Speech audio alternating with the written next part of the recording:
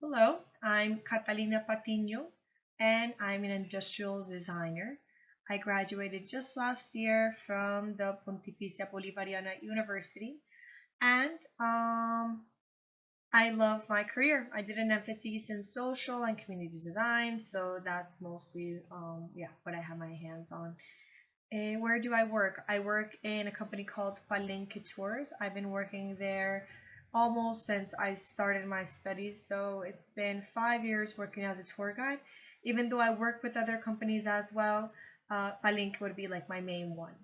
Palenque offers a lot of different tours, tours within the city, like city tours, transformation tour, graffiti tour, exotic fruit tour. They also have rural experiences, so I also do cacao tour, coffee tour, flower tour, tours in Guatapé, in Jardín, in Santa Fe. I try to get my hands on as many tours as possible so I don't get bored. And yeah, so I always have something new to show. It's more studying, but it's totally worth it at the end. And the abilities and skills you should have when you work as a tour guide is, of course, you have to be a leader. And another big skill, I think, is you have to be very empathetic.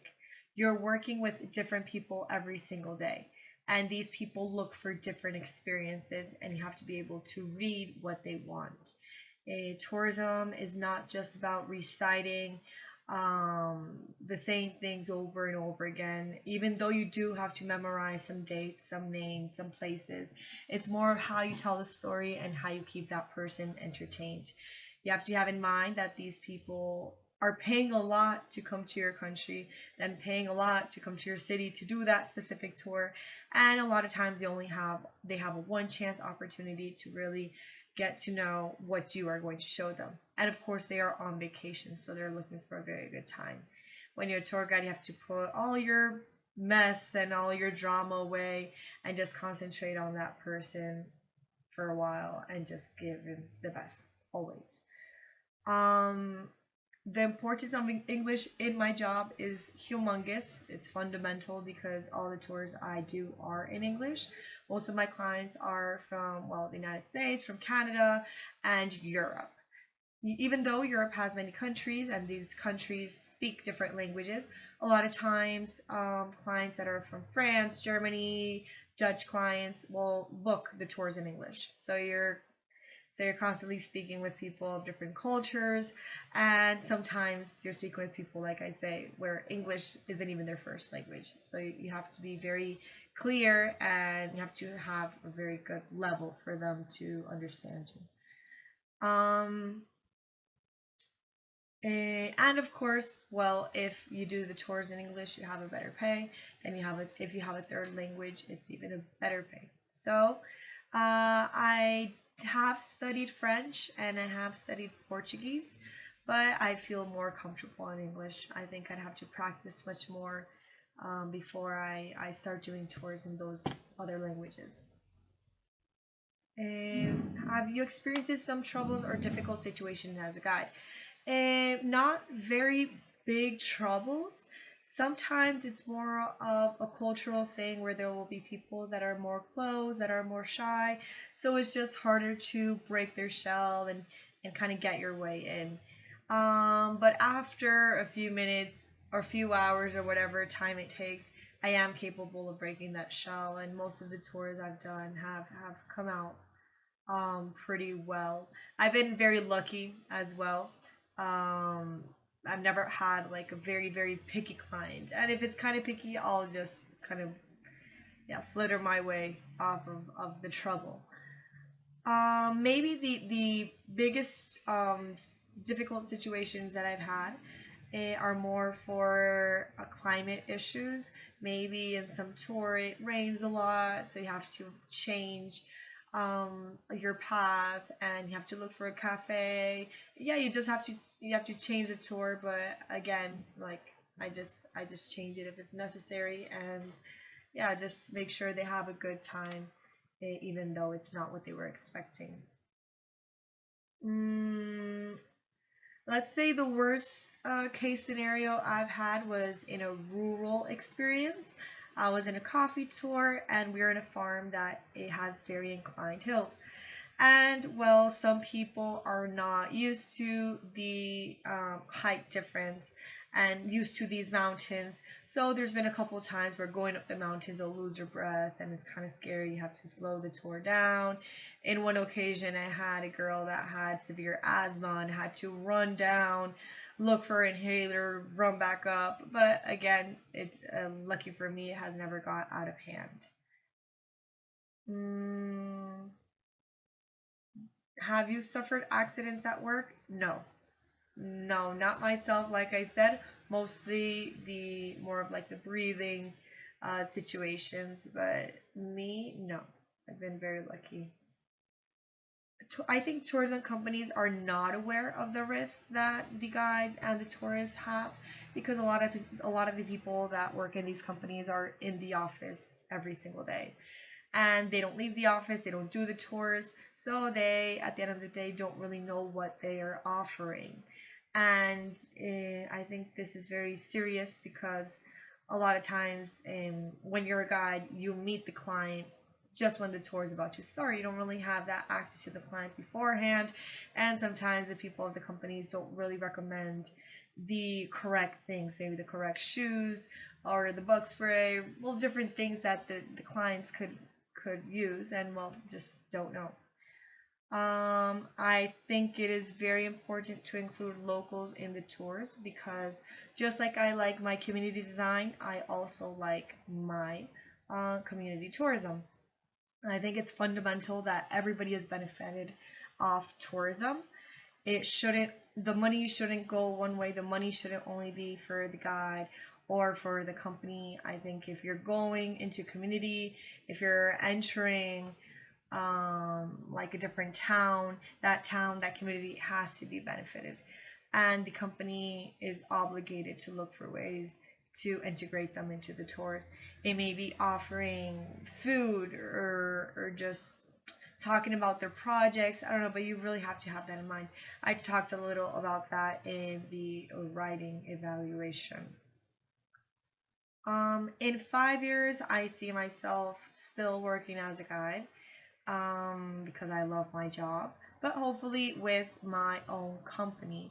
I would love to mix the design and tourism together and make something of the tourism and artisanal products. I love the ancestral knowledge that this country has, and I feel we are in the risk of losing a lot of these yeah, these old traditions. So if tourism reinforces those traditions, I think it's a good opportunity to kind of, well, I'm not going to say save the world, but just make things a little better. And I decided to study in the Sena because in the company in Palenque, they offered us the opportunity to do so.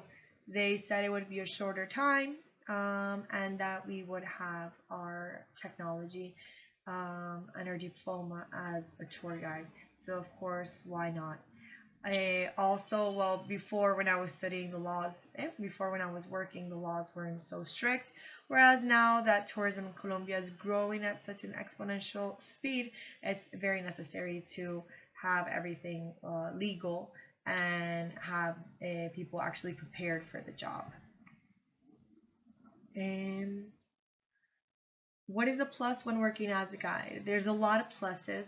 Well, before I started working as a guide, I did all the typical jobs. I did bartending, I did waitressing, and it was either too much time or no social life because I was working at night. And at the moment, tourism was just right for me because, again, I was studying my career. So I could play around with my schedule however I wanted. There'd be weeks where I would work, let's say Monday, Wednesday, Friday. Then there'd be other weeks where I'd work the weekends. And for a lot of time, I was just able to play around with it, and it was just very helpful for me at the moment. Now, of course, I work, yeah, a lot more days. But at that moment, it was like the best plus that I saw. Now, the plus that I see is that it's a fun job. I'm outdoors. I'm a very outdoorsy person. I don't like sitting in front of the computer. I don't like repetitive jobs. And just moving my body is very helpful for me. I feel it very therapeutic, and I'm a people person. So it's also a plus. Um, well, and another thing, I love Colombia. I love my country. And I love Medellin. I'm in love with the city. So it's just very easy for me to kind of um, make the client feel what I feel. I feel like the love I feel for Medellin is very contagious. So why not spread it around? I I think in Sena, what it could improve is, well, I was transferred from another class. I started the Sena program in the year 2017, and then I was forced to stop in the year 2018 because I started my internship of design in another city, like very far. And well, I had to stop for a whole year. Then when I came back, this particular class was much more disorganized. So it's been very difficult to, start again like I was. But I mean, it's a process, and I do know they're validating our studies, so it's just, I have to be patient. Have I traveled abroad? Yes. Well, I lived in the United States for 6 years when I was very, very young. And when I did, I lived in Florida. And I traveled to Texas, I traveled to New York, I traveled to South Carolina. Other than that, a lot of traveling within Colombia. I've been to Aruba, Panama, and just last year I went to Europe. I went to Europe for the first time. Well, that actually left, the continent, and I was able to travel a lot within Spain, France, Holland, and Germany, that I thought was amazing. I had a very nice time in Europe, and well, I had the bad experience. I would say was I had somewhat of a cultural shock. I feel we as Colombians are very nice and very patient when it comes to showing somebody around. So I felt a little intimidated by the Spanish when I first arrived to Spain. I felt they were like kind of rude. I found them not too polite, and I didn't really like their attitude. But I did meet some wonderful people. I did meet some wonderful friends. So I can't talk for everybody. And again, it's just like a cultural difference. It's not like if it was racism or anything because I was a tourist. It's because that is their way of um, kind of getting by with people. Um, and the rest of the experience was awesome. I loved just seeing this other side of the planet. I think the public transportation was amazing. It was very easy to get around. Um, the food was amazing as well. So yeah, I think everybody should travel abroad at least, I don't know, once every 2 years if it's possible, because it really opens your mindset and you really learn about yourself.